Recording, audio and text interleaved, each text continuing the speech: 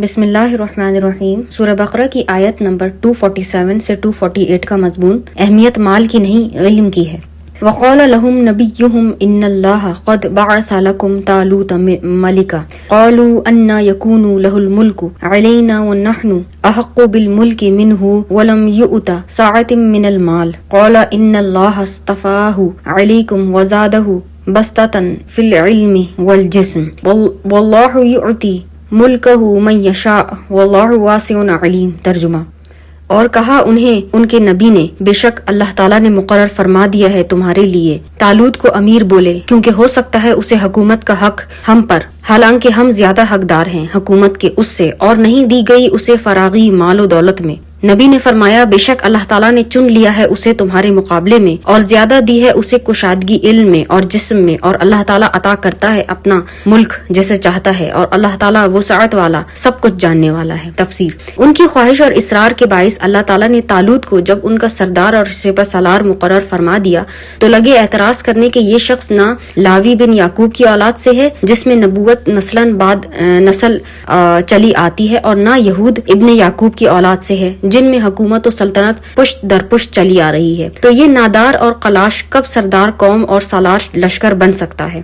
امامت کے حقدار تو ہم ہیں جن کے پاس دولت کی فراوانی ہے۔ حضرت سموئیل علیہ السلام نے انہیں بتایا کہ حکومت کے لیے تمہارا قائم کردہ معیار درست نہیں، بلکہ اس کا صحیح معیار تو علم و شجاعت ہے، اور ان دونوں باتوں میں وہ تم سے ممتاز ہے۔ بائبل میں ہے کہ یہ 3 سالہ نوجوان اپنے حسن و جمال میں بے نظیر تھا، اس کی قامت کی بلندی کی یہ حالت تھی کہ دوسرے لوگ مشکل سے اس کے کندھوں تک پہنچ سکتے تھے، اور یہ بنیامین کی نسل سے تھا۔ حضرت سموئیل علیہ السلام نے انہیں بتایا کہ طالوت کا انتخاب انسانی انتخاب نہیں، بلکہ رب العزت نے خود اسے تمہاری قیادت کے لیے منتخب فرمایا ہے، تمہیں اس کی عطا و بخشش پر معترض نہیں ہونا چاہیے۔ وقال لهم نبيهم ان آیت ملکه ان یأتیکم التابوت فیہ سکینۃ من ربکم وبقیۃ مما ترک آل موسیٰ وآل ہارون تحملہ الملائکۃ ان فی ذلک لآیۃ لکم ان کنتم مؤمنین۔ ترجمہ۔ اور کہا انہیں ان کے نبی نے کہ اس کی بادشاہی کی نشانی یہ ہے کہ آئے گا تمہارے پاس ایک صندوق، اس میں تسلی کا سامان ہوگا تمہارے رب کی طرف سے، اور اس میں بچی ہوئی چیزیں ہوں گی جنہیں چھوڑ گئی ہے اولاد موسیٰ اور اولاد ہارون۔ اٹھا لائیں گے اس صندوق کو فرشتے، بے شک اس میں بڑی نشانی ہے تمہارے لیے اگر تم ایماندار ہو۔ تفسیر۔ بنی اسرائیل بھلا کب آسانی سے اپنی ضد سے باز آنے والے تھے؟ فوراً مطالبہ کیا، آپ دلیل پیش کیجئے کہ طالوت کا انتخاب واقعی اللہ تعالیٰ نے کیا ہے۔ اس وقت ان کے نبی نے انہیں فرمایا کہ اس کی حکومت کی نشانی یہ ہے کہ وہ صندوق جس میں تمہاری تسکین و طمانینت کا سامان ہے، اور جس میں حضرت موسیٰ و ہارون علیہم السلام کے تبرکات تھے، اور جو عمالقہ تم سے چھین کر لے گئے تھے وہ تمہیں فرشتے واپس کر دیں گے، اور اگر تم میں ایمان ہے تو اس سے بڑھ کر تمہیں کسی مزید نشانی کی ضرورت نہیں رہے گی۔ جب فرشتے اس صندوق کو اٹھائے ہوئے یا اس بیل گاڑی کو ہانکتے ہوئے جس پر تابوت رکھا تھا بنی اسرائیل کے پاس لے آئے تو اب انہیں طالوت کے ملک بننے کے متعلق اطمینان ہو گیا، نیز انہیں ڈارس بن گئی کہ اب وہ یقیناً فتح یاب ہوں گے، کیونکہ انبیاء کرام کے تبرکات والا صندوق جس میں حضرت موسیٰ علیہ السلام کا عصا اور پارچات اور ہارون علیہ السلام کا امامہ تھا انہیں واپس مل گیا ہے۔ اس آیت سے یہ بھی واضح ہو گیا کہ وہ اشیاء جن کا تعلق اللہ تعالیٰ کے مقبول بندوں سے ہوتا ہے ان کی برکت سے دعائیں قبول ہوتی ہیں اور دشمنوں پر غلبہ نصیب ہوتا ہے۔ صحابہ کرام رضوان اللہ علیہم حضور صلی اللہ علیہ وسلم کے ناخن بال مبارک تبرکات کے طور پر پاس رکھ لیا کرتے۔ حضرت خالد رضی اللہ تعالیٰ عنہ کے سر پر ایک کپڑے کی ٹوپی تھی جس میں حضور کریم صلی اللہ علیہ وسلم کا ایک بال شریف رکھا ہوا تھا۔ حضرت خالد فرماتے ہیں کہ جس معرکہ میں یہ ٹوپی سر پر رکھ کر جاتا ہوں اللہ تعالیٰ اس بال کی برکت سے مجھے کامیاب و کامران کرتا ہے۔ سبحان اللہ۔ اگلی 249 آیت کا مضمون اہمیت اسباب کی نہیں اللہ تعالیٰ کی مدد کی ہے۔ فلما فصل طالوت بالجنود قال ان اللہ مبتلیکم بنہر فمن شرب منہ فلیس منی ومن لم یطعمہ فإنہ منی الا من اغترف غرفة بیدہ فشربوا منہ الا قلیلا منہم فلما جاوزہ هو والذین آمنوا معه قالوا لا طاقة لنا اليوم بجالوت وجنوده قال الذين يظنون أنهم ملاقو الله كم من فئة قليلة غلبت فئة كثيرة بإذن الله والله مع الصابرين. ترجمہ: پھر جب روانہ ہوا طالوت اپنی فوجوں کے ساتھ، اس نے کہا کہ بے شک اللہ تعالیٰ آزمانے والا ہے تمہیں ایک نہر سے، سو جس نے پانی پی لیا اس سے وہ نہیں میرے ساتھیوں سے، اور جس نے نہ پیا وہ یقیناً میرے ساتھیوں میں سے ہے، مگر جس نے بھر لیا ایک چلو اپنے ہاتھ سے، بس سب نے پیا اس سے مگر چند آدمیوں نے ان سے نہیں پیا. پھر جب عبور کیا اسے طالوت نے اور ان لوگوں نے جو ایمان لائے تھے اس کے ساتھ، کہنے لگے کچھ طاقت نہیں ہم میں آج جالوت اور اس کے لشکر کا مقابلہ کرنے کی، مگر کہا ان لوگوں نے جو یقین رکھتے تھے کہ وہ ضرور ملاقات کرنے والے ہیں اللہ سے، کہ بارہا چھوٹی جماعتیں غالب آئی ہیں بڑی جماعتوں پر اللہ کے اذن سے، اور اللہ تعالیٰ صبر کرنے والوں کے ساتھ ہے. تفسیر: جب طالوت عمالقہ کی سرکوبی کے لیے روانہ ہوئے تو ان کے ہمراہ بنی اسرائیل کا ایک انبوہ کثیر تھا. راستے میں ایک نہر، ممکن ہے دریائے اردن ہی ہو، پر سے گزر ہوا تو انہیں حکم ملا کہ اب تمہارا امتحان لیا جائے گا، اور وہ امتحان یہ ہے کہ اس نہر سے پانی پینے کی اجازت نہیں. جس نے پانی پیا وہ میرا سپاہی نہیں. ہاں اگر پیاس کی شدت ہو تو ایک چلو بھر کر پی لو، اس سے زیادہ نہیں. اب کیا تھا، سب ٹوٹ پڑے اور خوب سیر ہو کر پانی پیا، سوائے مخلصین کے جو اس امتحان میں کامیاب رہے اور جن کی تعداد صحیح روایت کے مطابق 313 تھی. باقی جتنے لوگ ہزاروں کی تعداد میں تھے انہوں نے لشکر سے کنارہ کشی اختیار کر لی. اگلا ہے، اب طالوت اپنے مٹھی بھر جانباز سپاہیوں کو ساتھ لے کر آگے بڑھے، لیکن جب انہوں نے جالوت کا لشکر جرار دیکھا تو سہم سے گئے اور کہنے لگے کہ جالوت کے اتنے بڑے لشکر کے ساتھ جنگ کرنے کی طاقت ہم میں کہاں. لیکن انہی کے چند مخلص ترین ساتھیوں نے ان کی ہمت بندھائی اور انہیں بتایا کہ فتح و نصرت اللہ تعالیٰ کے ہاتھ میں ہے. اس سے پہلے بھی بارہا ایسے واقعات گزرے ہیں جبکہ اس کی نصرت اور تائید سے چھوٹی سی جماعت نے بڑی بڑی فوجوں کو شکست فاش دی، اور اللہ تعالیٰ کی نصرت ان لوگوں کے ضرور شریک حال ہوتی ہے جو حق و صداقت کے لیے صبر و ثبات سے کام لیتے ہیں. اگلی 250 سے 251 آیت کا مضمون مجاہدین فی سبیل اللہ، اللہ تعالیٰ کی قوت و ہمت کا اصل راز. وَلَمَّا بَرَزُوا لِجَالُوتَ وَجُنُودِهِ قَالُوا رَبَّنَا أَفْرِغْ عَلَيْنَا صَبْرًا وَثَبِّتْ أَقْدَامَنَا وَانصُرْنَا عَلَى الْقَوْمِ الْكَافِرِينَ. ترجمہ: اور جب سامنے آ گئے جالوت اور اس کی فوجوں کے تو بارگاہ الہی میں عرض کرنے لگے، اے ہمارے رب، اتار ہم پر صبر اور جمائے رکھ ہمارے قدموں کو اور فتح دے ہمیں قوم کفار پر. تفسیر: جب وہ جانباز سر ہتھیلیوں پر رکھے میدان میں نکلے تو بارگاہ رب العزت میں دعا کے لیے ہاتھ پھیلائے اور اپنے لیے صبر و استقامت کی دعا کی اور پھر دشمن کی شکست کا سوال کیا. اس سے یہ بھی معلوم ہوا کہ فتح و نصرت حاصل کرنے کے لیے صبر اور ثابت قدمی شرط اولی ہیں. جو قوم یا فرد میدان جہاد یا میدان عمل میں شدائد اور تکالیف کے سامنے صبر و استقامت سے کام لیتا ہے وہی کامیاب ہوتا ہے. نیز اس سے یہ بھی واضح ہوا کہ مومن کے پاس سب سے زیادہ مؤثر ہتھیار دعا ہے جس کا اس کے دشمن کے پاس کوئی جواب نہیں. حضور کریم صلی اللہ علیہ وسلم کی سنت طاہرہ بھی یہی تھی. فَهَزَمُهُمْ بِإِذْنِ اللَّهِ وَقَتَلَ دَاوُودُ جَالُوتَ وَآتَاهُ اللَّهُ الْمُلْكَ وَالْحِكْمَةَ وَعَلَّمَهُ مِمَّا يَشَاءُ وَلَوْلَا دَفْعُ اللَّهِ النَّاسَ بَعْضَهُمْ بِبَعْضٍ لَفَسَدَتِ الْأَرْضُ وَلَكِنَّ اللَّهَ ذُو فَضْلٍ عَلَى الْعَالَمِينَ. ترجمہ: پس انہوں نے شکست دی جالوت کے لشکر کو اللہ کے اذن سے اور قتل کر دیا داؤد نے جالوت کو، اور عطا فرمائی داؤد کو اللہ نے حکومت اور دانائی اور سکھا دیا اس کو جو چاہا، اور اگر نہ بچاؤ کرتا اللہ تعالیٰ بعض لوگوں کا بعض کے ذریعے تو برباد ہو جاتی زمین، لیکن اللہ تعالیٰ فضل و کرم فرمانے والا ہے سارے جہانوں پر. تفسیر: ان مٹھی بھر مجاہدین نے اللہ تعالیٰ کی تائید و نصرت سے دشمن کے لشکر جرار کو شکست فاش دے دی. عمالقہ کے سوا سالار جالوت کو، جو بڑا بہادر اور کہنا مشک جرنیل تھا، حضرت داؤد علیہ السلام نے پتھر مار کر ہلاک کر دیا. حالانکہ حضرت داؤد علیہ السلام اس وقت بالکل کمسن تھے، زرد رو اور لاغر و بیمار تھے. اللہ تعالیٰ کی یہ سنت ہے کہ جب کوئی ظالم ظلم و ستم پر کمر بستہ ہوتا ہے تو اس کی ہلاکت انگیزیوں کی روک تھام کے لیے ایک اور قوم پیدا کر دی جاتی ہے جو اس کے مظالم کا خاتمہ کر دیتی ہے. اللہ تعالیٰ اگر اپنی حکمت اور قدرت سے طاقت کا توازن یوں قائم نہ رکھے تو سرکش افراد اور قومیں آبادیوں کو کھنڈرات میں اور بستیوں کو ویرانوں میں تبدیل کر دیں اور زمین کے کسی گوشے میں انسان کو امن کا سانس لینا نصیب نہ ہو. اللہ تعالیٰ کا اپنی مخلوق پر یہ بڑا احسان ہے کہ ہر فرعون کی سرکوبی کے لیے وہ موسیٰ پیدا فرما دیتا ہے. اگلی 252 آیت کا مضمون قرآن حکیم میں واقعات کے بیان کا مقصد. تلک آیات اللہ نتلوها علیک بالحق وانک لمن المرسلین. ترجمہ: یہ آیتیں ہیں اللہ کی، ہم پڑھتے ہیں انہیں آپ پر اے حبیب ٹھیک ٹھیک، اور یقیناً آپ رسولوں میں سے ہیں. اگلا سپارہ شروع ہو گیا ہے، تلک الرسل، اور 253 آیت کا مضمون انسان مجبور محض نہیں.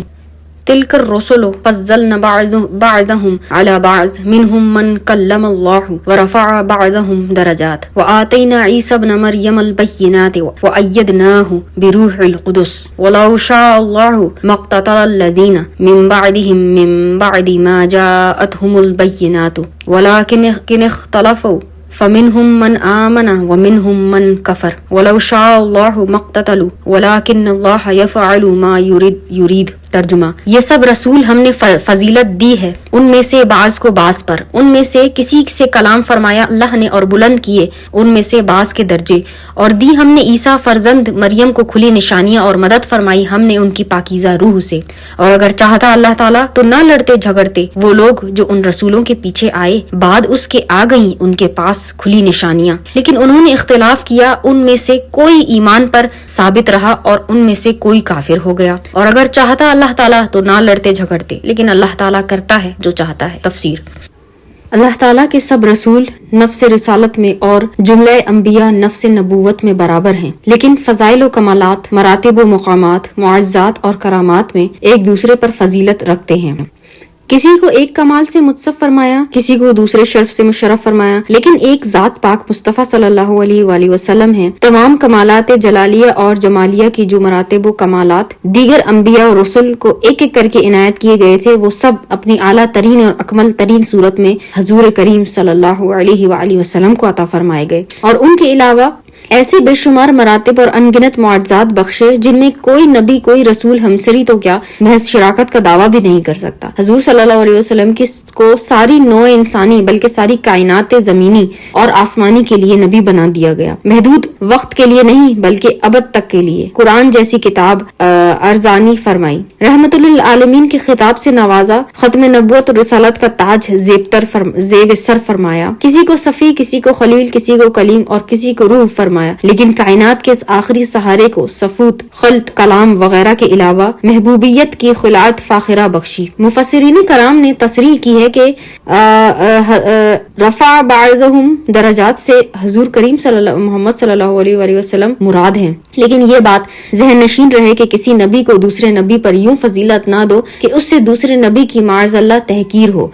اگلا یہاں حضرت عیسیٰ علیہ السلام کے نام کی تصریح فرما دی، کیونکہ اللہ تعالیٰ کا یہ جلیل القدر رسول اپنوں اور بیگانوں کی افراط و تفرید کا نشانہ بن کر رہ گیا تھا. نصارہ نے انہیں خدا کا بیٹا بنا رکھا تھا اور یہود انہیں ایک شریف انسان بھی ماننے کے لیے تیار نہ تھے، اس لیے ان کا نام لیا اور ابن مریم یعنی مریم کا بیٹا کہہ کر ان کی الوہیت کا بطلان کر دیا، اور بروح القدس فرما کر یہود کی الزام تراشیوں کا رد کر دیا کہ وہ تو صاحب آیات بینات نبی ہیں جن کی تائید کے لیے ہم نے روح القدس جبریل امین علیہ السلام کو مقرر کیا ہے. اگر انسان اس آیت میں کماحقہ تعامل نہ کرے تو وہ آسانی سے اس غلط فہمی کا شکار ہو سکتا ہے کہ انسان مجبور محض ہے، اس کے اپنے بس میں کچھ بھی نہیں، ایک غیر مرئی قوت، اسے تقدیر کہہ لیجئے کہ ہاتھ میں یہ ایک کھلونا ہے، اس کا کوئی اچھا یا برا فعل، اس کی ہر شائستہ اور ناشائستہ حرکت اس کے اپنے ارادے سے سرزد نہیں ہوتی بلکہ اس سے جبرن کرائی جاتی ہے.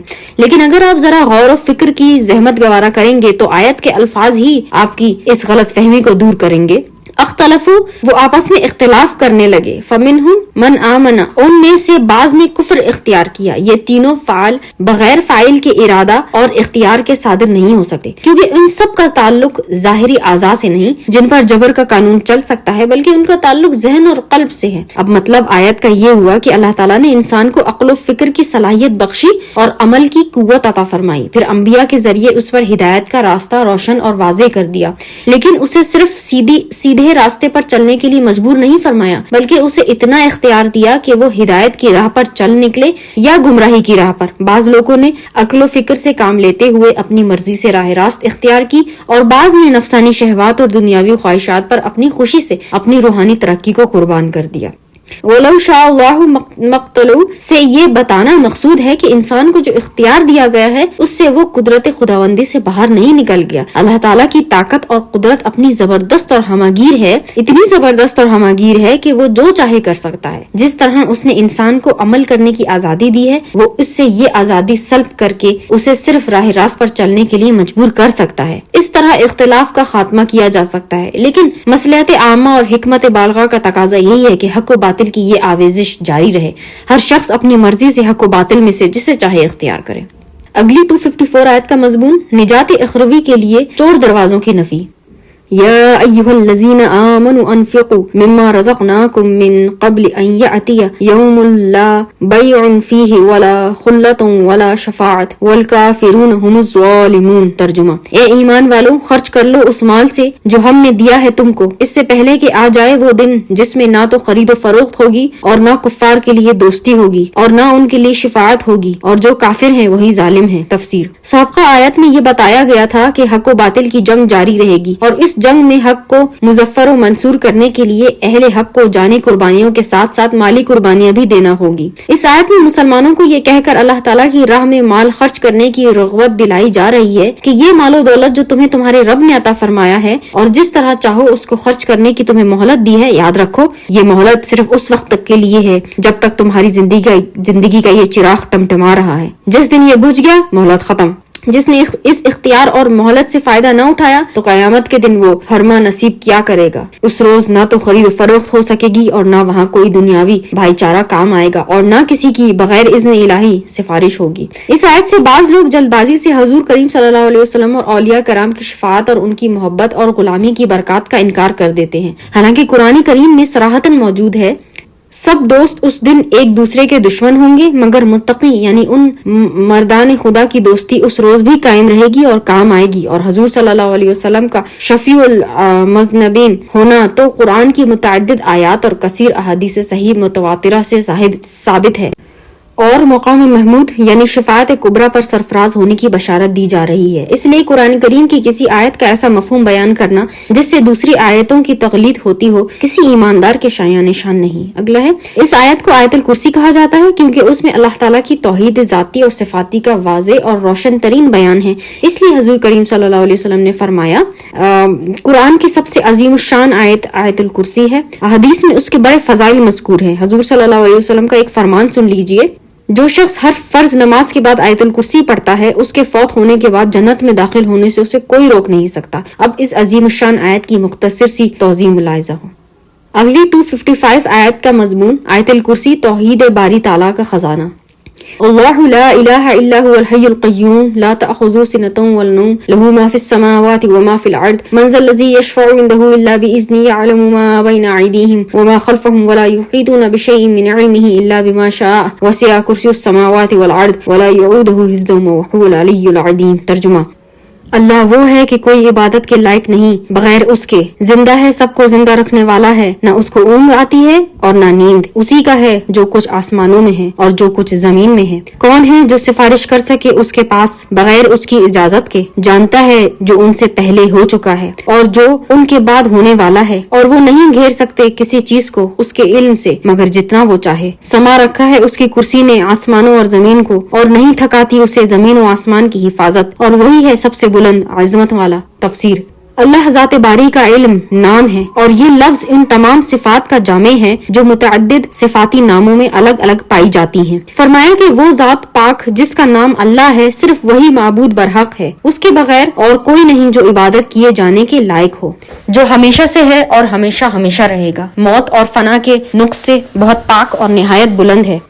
القیوم یہ مبالغہ کا صیغہ ہے، اصل میں قیودم تھا، صرفی تعلیل سے قیوم بن گیا۔ اس کا مصدر قیام ہے۔ اس کا مفہوم بیان کرنے کے لیے مختلف تعبیریں اختیار کی گئی ہیں، لیکن حضرت قتادہ سے جو عبارت منقول ہے وہ زیادہ جامع معلوم ہوتی ہے، یعنی وہ ہستی جو کائنات کی ہر چیز کی تخلیق، نشوونما اور بقا کی تدبیر فرمانے والی ہے۔ پہلے اس کی صفات کمال کا بیان تھا، اب جملہ نقائص سے اس کی پاکی بیان کی جا رہی ہے کہ اس کی قیومیت کا تعلق ہر چیز سے ہر وقت اس طرح کا ہے۔ یہ اونگتا نہیں کہ اس وقت اس کی قیومیت کا تعلق کمزور ہو جائے، وہ سوتا نہیں کہ یہ تعلق منقطع ہو جائے، یعنی زمین و آسمان کی ہر چیز نوری ہو یا خاکی، قیمتی ہو یا حقیر، سب کے گلے میں بلا استثناء اس کی بندگی کا توق آویزاں ہیں۔ پھر کون ہے جو اس کی ہمسری کا دعویٰ کرے یا کسی کو اس کا ہمسر خیال کرے؟ وہی اللہ، ایک اللہ ہے، باقی سب اس کے بندے، اس کے مملوک اور تابع فرمان ہیں۔ اگلا ہے، یہاں ایک قاعدہ بیان فرما دیا کہ ہر شخص کو بارگاہ ذوالجلال میں لب کشائی اور شفاعت کی طاقت نہ ہوگی، صرف وہی شفاعت کرے گا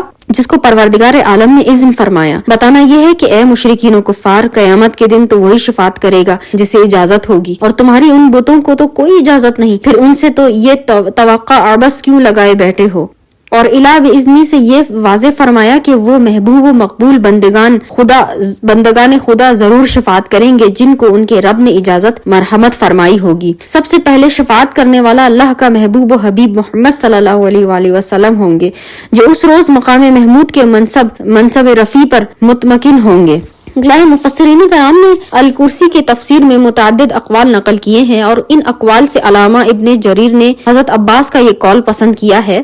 ترجمہ: حضرت ابن عباس نے فرمایا کہ کرسیہ سے مراد اس کا علم ہے۔ ابن جریر طبری نے اسی قول کو پسند کیا اور کہا ہے کہ اسی سے کراستہ ماخوذ ہے، جس کے معنی اس دفتر کے ہیں جس میں علم منضبط کیا جاتا ہے، اور عربی میں علماء کو کراسی بھی کہا جاتا ہے۔ علامہ قرطبی نے اس کی سند کے طور پر ایک شعر بھی نقل کیا ہے، لیکن حضور کریم صلی اللہ علیہ وسلم سے یہ بھی منقول ہے کہ کرسی کی وسعت و فراغی کے سامنے 7 آسمان یوں معلوم ہوتے ہیں جیسے ایک وسیع صحرا میں ایک مند ری پڑی ہو۔ بعض لوگ مخلوقات خداوندی کی وسعت و عظمت کا تصور جب اپنے ذہنوں میں نہیں کر پاتے تو بڑی حیرت میں مبتلا ہو جاتے ہیں، اور اتنی بڑی چیز کے وجود سے ہی انکار کر دیتے ہیں، اور اپنی قابلیت ان آیات کی بعید اسکار تعویلات کرنے میں ضائع کر دیتے ہیں۔ اگلا 256 سے 257 مضمون: نہ ٹوٹنے والا مضبوط سہارا تھام لو۔ لا اکراہ فی الدین قد تبین الرشد من الغی فمن یکفر بالطاغوت ویؤمن باللہ فقد استمسک بالعروۃ الوثقی لا انفصام لہا واللہ سمیع علیم۔ ترجمہ: کوئی زبردستی نہیں ہے دین میں، بے شک خوب واضح ہو گئی ہے ہدایت گمراہی سے، جو انکار کرے شیطان کا اور ایمان لائے اللہ کے ساتھ تو اس نے پکڑ لیا مضبوط حلقہ جو ٹوٹنے والا نہیں، اور اللہ تعالیٰ سب کچھ سننے والا جاننے والا ہے۔ تفسیر: اسلام کے دشمنوں نے اسلام پر لوگوں کو زبردستی مسلمان بنانے کا جو الزام لگا رکھا ہے، قرآن نے پہلے ہی اس کا رد کر دیا تھا کہ دین کے مقابلے میں جبر کا تو سوال ہی پیدا نہیں ہو سکتا، کیونکہ دین کی بنیاد ہے ایمان، اور ایمان کا تعلق ہے دل سے، اور دل جبر و کراہ کے سامنے سر تسلیم خم کرنا جانتا ہی نہیں۔ نیز اسلام بحیثیت دین انسان کی باطنی اور قلبی اصلاح اور درستی کرنا چاہتا ہے۔ اگر کسی کے گلے میں آپ جبرن پھندا ڈال دیں تو کیا اس کی روحانی اصلاح ہو جائے گی، اور کیا اسلام کا مقصد حاصل ہو جائے گا؟ اور اگر نہیں، اور یقیناً نہیں، تو پھر ایسے شخص کو مسلمان کرنے میں اسلام کو کیا دلچسپی ہو سکتی ہے؟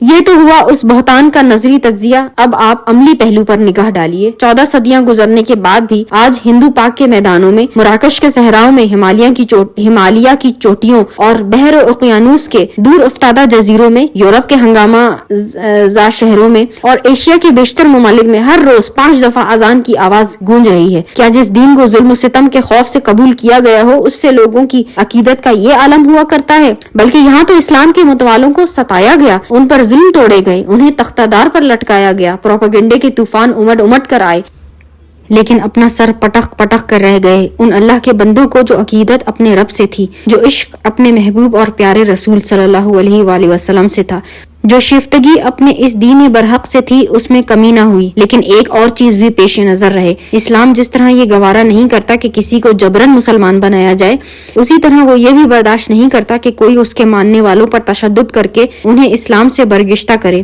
یا جو خوشی سے اسلام کی برادری میں شریک ہونا چاہتے ہیں ان کو ایسا کرنے سے زبردستی روکا جائے۔ اور اگر کہیں ایسی صورت پیدا ہو جائے تو اسلام میں اس وقت اپنے ماننے والوں کو حکم دیتا ہے کہ ایسی حالت میں وہ ظالم قوت کا مقابلہ کریں، اور یہی اسلام کا نظریہ جہاد ہے۔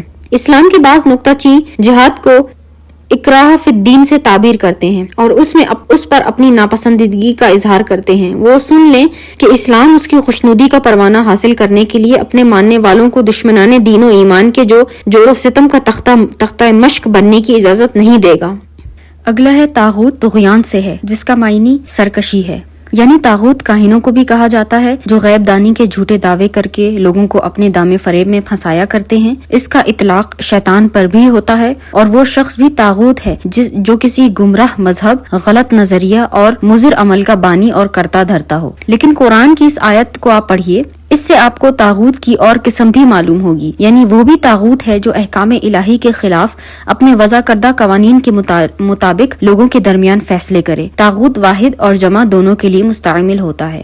اللہ ولی الذین آمنوا یخرجہم من الظلمات الی النور والذین کفروا اولیاؤہم الطاغوت یخرجونہم من النور الی الظلمات اولئک اصحاب النار ہم فیہا خالدون۔ ترجمہ، اللہ مددگار ہے ایمان والوں کا، نکال لے جاتا ہے انہیں اندھیروں سے نور کی طرف، اور جنہوں نے کفر کیا ان کے ساتھی شیطان ہیں، نکال لے جاتے ہیں انہیں نور سے اندھیروں کی طرف، یہی لوگ دوزخی ہیں، وہ اس میں ہمیشہ رہنے والے ہیں۔ تفسیر، یعنی اللہ تعالیٰ ایمان والوں کا مددگار ہے، انہیں وہ اپنی توفیق اور امداد سے ہر قسم کی گمراہی کے اندھیروں سے نکال کر ہدایت کی روشنی میں پہنچاتا ہے، کیونکہ گمراہیاں طرح طرح کی ہیں اس لیے لفظ جمع ظلمات سے تعبیر کیا، اور ہدایت کیونکہ ایک ہی ہے اس لیے وہاں واحد کا لفظ استعمال فرمایا۔ اگلی 258 آیت کا مضمون نمرود پر اتمام حجت۔ الم تر الی الذین حاج ابراہیم فی ربہ ان آتاہ اللہ الملک اذ قال ابراہیم ربی الذی یحیی و یمیت قال انا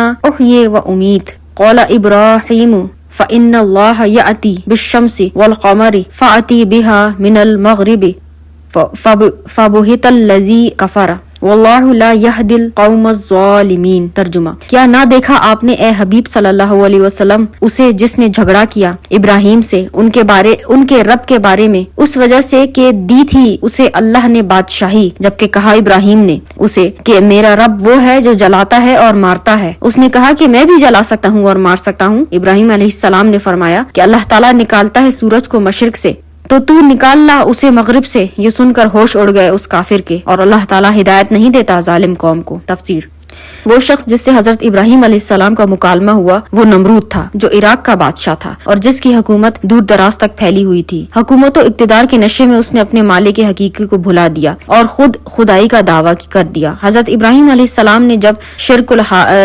الحاد کے خلاف جہاد شروع کی اور اس مٹی کے ناچیز پتلے کو رب ماننے سے صاف انکار کر دیا تو نمرود نے سر مجلس آپ سے آپ کے رب کے متعلق دریافت کیا۔ آپ نے فرمایا میرا رب تو وہ ہے جو ہر چیز کو زندہ کرنے والا اور مارنے والا ہے۔ نمرود نے کہا یہ تو میں بھی کر سکتا ہوں۔ چنانچہ اس نے 2 آدمی بلائے، ان میں سے ایک وہ تھا جس کے قتل کرنے کا حکم صادر ہو چکا تھا اور دوسرا بے گناہ تھا۔ اس نے بے گناہ کو قتل کر دیا اور اس واجب القتل کو رہا کر دیا، اور اس طرح حقیقت ناشناسوں کے سامنے اپنی جھوٹی خدائی کی لاج رکھ لی۔ حضرت ابراہیم علیہ السلام نے ایک اور بھرپور وار کیا، لیکن چونکہ نمرود کے جواب میں شان دعویٰ پیدا ہو گئی تو حضرت ابراہیم علیہ السلام نے اس پر مناظرانہ گرفت فرمائی کہ موت و حیات کا پیدا کرنا تو تیرے مقدور میں نہیں، اے ربوبیت کے جھوٹے مدعی، تو اس سے سہل کام ہی کر دکھا جو ایک متحرک جسم کی حرکت کو بدلنا ہے، یہ بھی نہ کر سکے تو پھر ربوبیت کا دعویٰ کس منہ سے کرتا ہے۔ اگلی 259 آیت کا مضمون اللہ تعالیٰ مردوں کو کیسے زندہ کرے گا۔ او کالذی مر علی قریۃ وہی خاویۃ علی عروشها قال انا یحیی ہذہ اللہ بعد موتها فاماتہ اللہ 100 عام ثم بعثہ قال کم لبثت قال لبثت یوما او بعض یوم قال بل لبثت 100 عام فانظر الى طعامك وشرابك لم يتسنه وانظر الى حمارك ولنجعلك آية للناس وانظر الى العظام كيف ننشزها ثم نكسوها لحما فلما تبين له قال اعلم ان الله على كل شيء قدير۔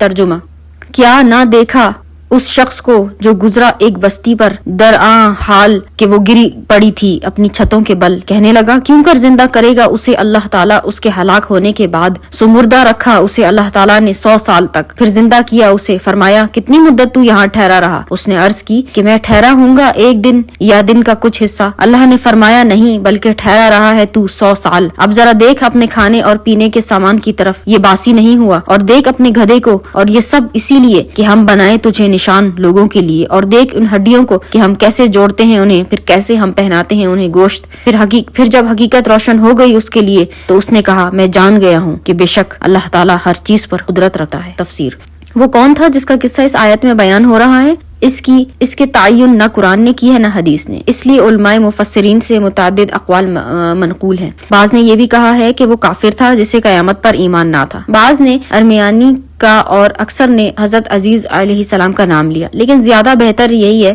کہ جس کو اللہ اور رسول صلی اللہ علیہ وسلم نے معین نہیں فرمایا اسے معین نہ کیا جائے۔ اسی طرح اس قریہ میں بھی اختلاف ہے. اکثر کا یہ خیال ہے کہ وہ بیت المقدس تھا جسے بخت نصر نے تباہ و برباد کیا تھا. اس کے اکثر باشندوں کو موت کے گھاٹ اتار دیا تھا اور بقایا کو قید کر کے اپنے پایہ تخت بابل میں لے گیا تھا. جب اجڑے ہوئے شہر پر ان کا گزر ہوا تو ان کے دل میں یہ خیال پیدا ہوا کہ اس برباد اور اجڑے ہوئے شہر کو اللہ تعالیٰ کیوں کر اثر نو آباد فرمائے گا. اگلا ہے اللہ تعالیٰ نے اپنی قدرت کا کاملہ کا مشاہدہ کرانے کے لیے انہیں موت کی نیند سلا دیا اور اس حالت میں پورے 100 سال گزر گئے. اس کے بعد انہیں زندہ کیا گیا اور ان سے پوچھا گیا کہ آپ کتنی مدت اس حالت میں رہے, تو انہوں نے جواب دیا کہ 1 دن یا اس سے کچھ حصہ. انہیں بتایا گیا کہ نہیں, تم تو پوری 1 صدی یہیں رہے اور دیکھیے میری قدرت کہ آپ کا کھانا جو عام طور پر چند گھنٹے گزر جانے کے بعد بدبودار ہو جاتا ہے, جوں کا توں ہے اور گدھے کا گوشت پوست گل سڑ گیا ہے اور اس کی ہڈیاں بکھری پڑی ہیں. اب دیکھیے یہ بکھرا ہوا ڈھانچہ کیسے جڑتا ہے اور گوشت پوست کیسے آن واحد میں نمودار ہو جاتا ہے. جب ان تمام امور کا انہوں نے بچشم خود مشاہدہ کر لیا تو کہنے لگے میں نے دیکھ لیا کہ اللہ تعالیٰ جو چاہے کر سکتا ہے. علم یہاں بھی رویت کے معنی میں ہے. اگلی 260 آیت کا مضمون حضرت ابراہیم علیہ السلام کے لیے اطمینان قلب کا سامان. وَإِذْ قَالَ إِبْرَاهِيمُ رَبِّي أَرِنِي كَيْفَ تُحْيِي الْمَوْتَى قَالَ أَوَلَمْ تُؤْمِنْ قَالَ بَلَى وَلَكِنْ لِيَطْمَئِنَّ قَلْبِي قَالَ فَخُذْ 4 مِنَ الطَّيْرِ فَصُرْهُنَّ إِلَيْكَ ثُمَّ اجْعَلْ عَلَى كُلِّ جَبَلٍ مِّنْهُنَّ جُزْءًا ثُمَّ ادْعُوهُنَّ يَأْتِينَكَ سَعْيًا وَعَلَمْ أَنَّ اللَّهَ عَزِيزٌ حَكِيمٌ. ترجمہ: اور یاد کرو جب عرض کی ابراہیم علیہ السلام نے, اے میرے پروردگار دکھا مجھے کہ تو کیسے زندہ فرماتا ہے مردوں کو. فرمایا, اے ابراہیم کیا تم اس پر یقین نہیں رکھتے؟ عرض کی, ایمان تو ہے لیکن یہ سوال اس لیے ہے تاکہ مطمئن ہو جائے میرا دل. فرمایا, تو پکڑ لے 4 پرندے, پھر مانوس کر لے انہیں اپنے ساتھ, پھر رکھ دے ہر پہاڑ پر ان کا ایک ٹکڑا, پھر بلا انہیں, چلے آئیں گے تیرے پاس دوڑتے ہوئے, اور جان لے یقیناً اللہ تعالیٰ سب پر غالب بڑا دانا ہے. تفسیر: اللہ تعالیٰ اپنی قدرت کاملہ کا ایک اور ثبوت پیش فرماتے ہیں. اس سوال سے یہ نہ سمجھ لیا جائے کہ حضرت ابراہیم علیہ السلام اس بات میں متردد تھے, ہرگز نہیں. یہ ان سوال کیف سے ہو رہا ہے, اور کیف سے سوال اس چیز کی حالت دریافت کرنے کے لیے کیا جاتا ہے جس کے موجود ہونے کا یقین ہو. یہاں آپ کی زبان سے کہلوا دیا کہ مجھے پورا ایمان ہے, یہ اس لیے تاکہ کسی کو شک کرنے کا موقع ہی نہ ملے. تو جب یہ ایمان و یقین پہلے سے حاصل ہے تو پھر اس سوال کا کیا مطلب؟ اس کی وجہ بتائی کہ پہلے مجھے علم الیقین تو ہے, لیکن تو مجھے اپنی قدرت کا مشاہدہ کرا دے تو مجھے عین الیقین کا مرتبہ نصیب ہو جائے گا. اس سوال سے یہ بھی ثابت ہو گیا کہ اطمینان خاطر کے لیے اس قسم کے سوالات اپنے استاد اور مرشد کامل سے پوچھ لینا جائز ہیں. اللہ تعالیٰ نے اپنی قدرت کاملہ کا مشاہدہ کرانے کے لیے حضرت ابراہیم علیہ السلام کو حکم دیا کہ 4 پرندے لیں, انہیں ذبح کر کے ان کے ٹکڑے ٹکڑے کریں اور پھر انہیں آپس میں ملا دیں. پھر ان ملی جلی بوٹیوں کے 4 حصے کر لیں اور ایک حصہ ایک پہاڑی پر رکھیں. پھر ان پرندوں کو اپنی طرف بلائیں اور اپنے رب کی قدرت کاملہ کا مشاہدہ کریں. جب حضرت خلیل علیہ السلام نے ایسا کر کے ان کو بلایا تو انہوں نے اپنی آنکھوں سے مشاہدہ کیا کہ وہ متفرق بوٹیاں اکٹھی ہو گئیں, بکھرے ہوئے پر جمع ہو گئے, اور وہ پرندے پھڑپھڑاتے ہوئے جلدی جلدی حضرت ابراہیم علیہ السلام کی خدمت میں حاضر ہو گئے. فسر ہنہ کے 2 معنی ہیں. اس کا معنی ہے مائل اور مانوس کرنا, اور ترجمہ میں یہی معنی لیا گیا ہے, لیکن اس کا دوسرا معنی ہے یعنی ان کو ٹکڑے ٹکڑے کر دو. بعض لوگوں نے اس آیت کا یہ مطلب بیان کیا ہے کہ تم 4 پرندوں کو اپنے ساتھ مانوس کر لو, پھر ایک پرندہ الگ الگ پہاڑیوں پر بٹھا دو اور انہیں اپنی طرف بلاؤ تو وہ فوراً تمہاری طرف چلے آئیں گے. تو جیسے تم نے ان کو مانوس کیا اور وہ تمہاری آواز پر دوڑے چلے آئے, اسی طرح جب کائنات کا رب ان منتشر اجزاء کو قیامت کے روز بلائے گا تو یہ اجزاء اکٹھے ہو جائیں گے. لیکن یہ تعویل کچھ مناسب حال معلوم نہیں ہوتی. سوال یہ ہے کہ پراگندہ اور منتشر اجزاء اکٹھے کیوں کر ہوں گے اور ان میں روح کیوں کر پھونکی جائے گی؟ کم از کم جواب ایسا تو ہونا چاہیے جو سوال کے اہم گوشوں کی وضاحت کر دے. اس تعویل کے مطابق نہ تو منتشر اجزاء کا اجتماع ہے اور نہ ہی مردہ کو از سر نو زندہ کرنے کا وقوع ہے. پھر اس میں کون سی ایسی چیز ہے جو قلب کے اطمینان کا باعث ہو؟